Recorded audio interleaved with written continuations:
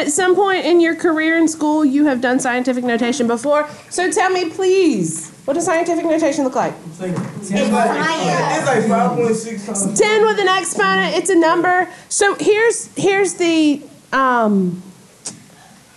standard scientific notation form, what you will have to do. It is 1 digit and 1 digit only. Then a decimal and everything else. Looks like a 7. What looks like a 7? The T. Oh, that's because my dot from the I. And then it's times 10, and you have some exponent up here. What does that exponent tell you?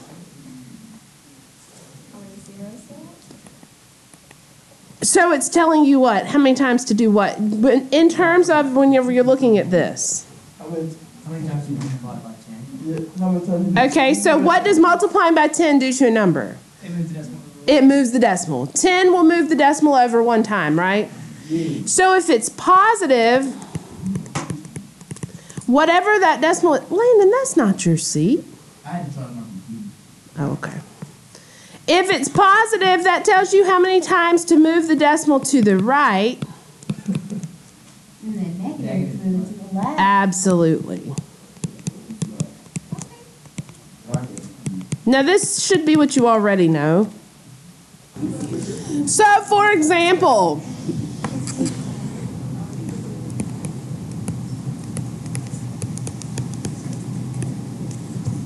if I want to tell what number that is in standard form, then I need to take my decimal and move it how many times which way? 5 to the right. To the right. So this would become, there's 1 time, 2, 3, 4, 5. I add zeros to hold the place, right?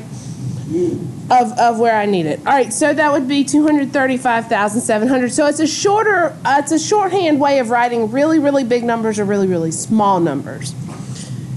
If I did this the other way,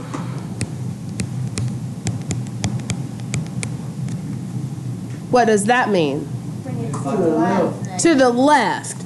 So 5 times to the left, 1, 2, 3, 4, and 5. Yes? Oh my God, that was funny. Yes? Does anybody have trouble doing that? Yes? Okay, you sure? How about if I give you the number, can you write it in scientific notation? Una mas? That's Dorito. No. That's that candy. Yeah, it's like Sour coffee on top. It's the some sour. Somebody calling me. I want you to write these two numbers in scientific notation for me. So you count all of the zeros and then I'm about to hit record. Sorry if you're watching this. I forgot to hit record. sorry. All right, so for the next one, start with the first. So how? So you start when you start from after the 6. Do you Yeah. count that one as 1? Well, what you're doing is you put the decimal here, and you say, okay, how many times would I have to move it to get to the So end? the very farthest number. Yeah. Why is the Because scientific notation is 1 digit, a decimal, and everything else.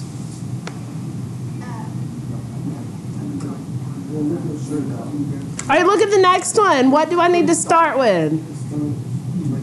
Shamik, what'd you start with on the second one? 5.24? Yeah, 4.24 times.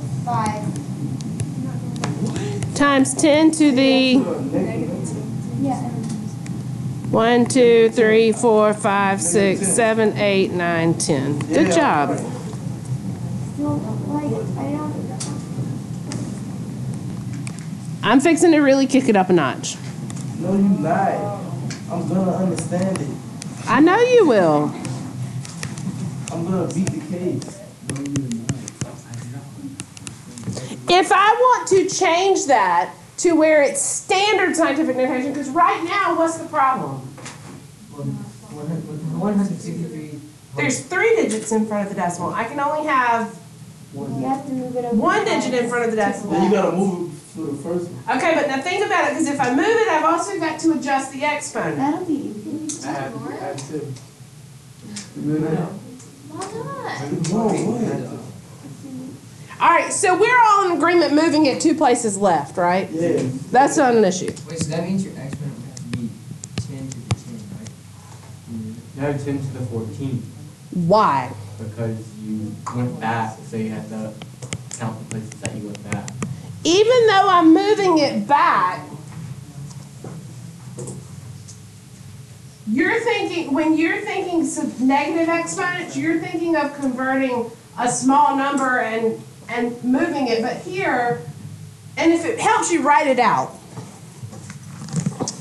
163, and there's 1, 2, 3, 4, 5, 6, 7, 8, 11, 12. So if I came here, here's 1, 2, 3, 4, 5, 6, 7, 8, 9, 10, 11, 12. It is. My eyeballs are crossing on the.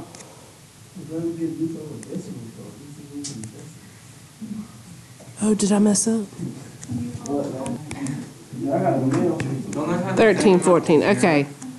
So now, yes, that's the point I'm getting at. Had you done it as a 10, you wouldn't have enough zeros. Really?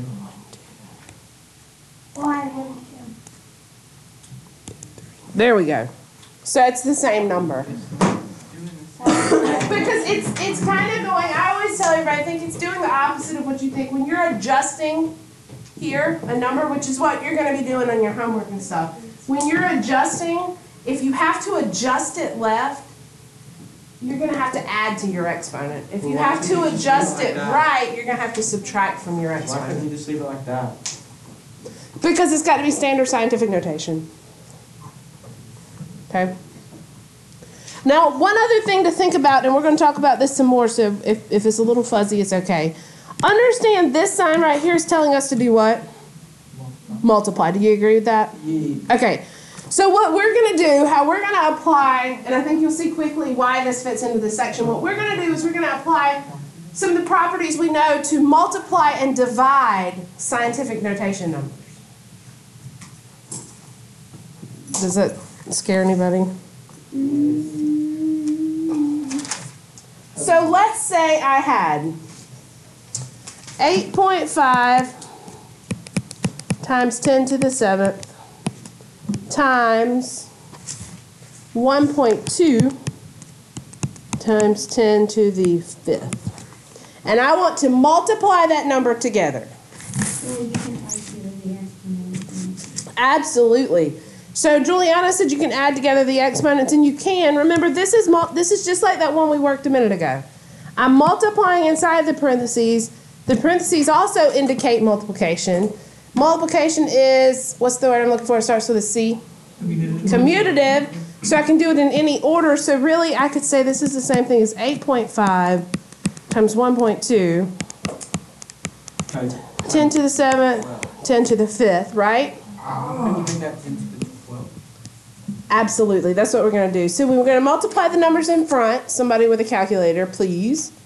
What's 8.5 times 1.2?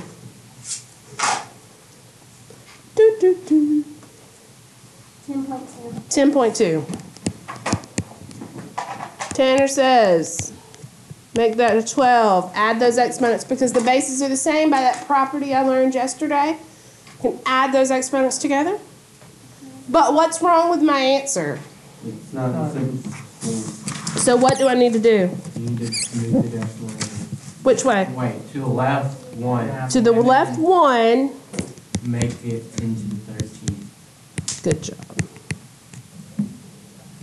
When you move the decimal, you have to adjust the exponent as well, okay?